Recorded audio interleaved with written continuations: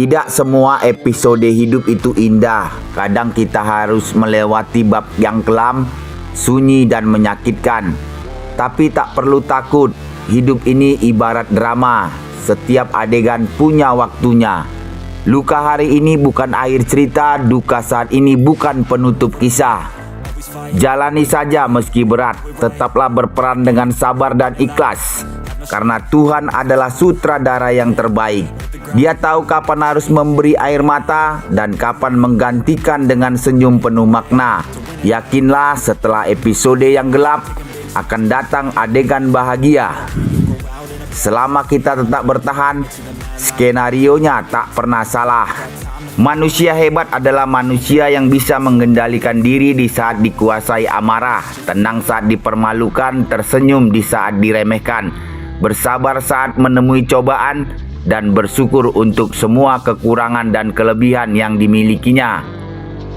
Aku gak butuh hubungan sempurna, aku hanya butuh seseorang yang takut kehilanganku, menghargai semua usahaku, bangga memilikiku, dan paling membutuhkan kehadiranku.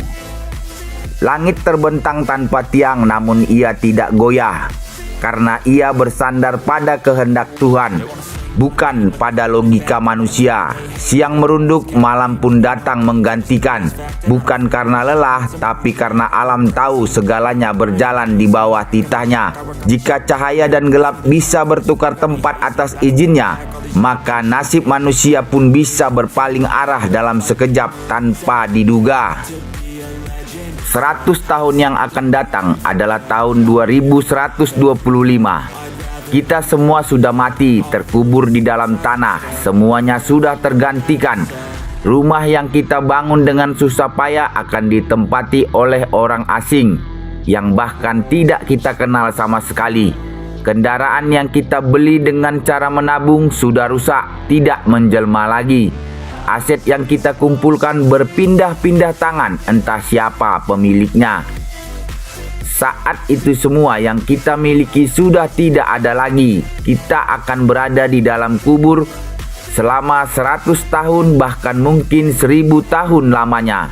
Tidak ada yang mengenali kita. Bahkan saat ini pun kita tidak mengenal kakek buyut kita 100 tahun yang lalu. Ternyata benar, hidup ini singkat dan hanya senda gurau.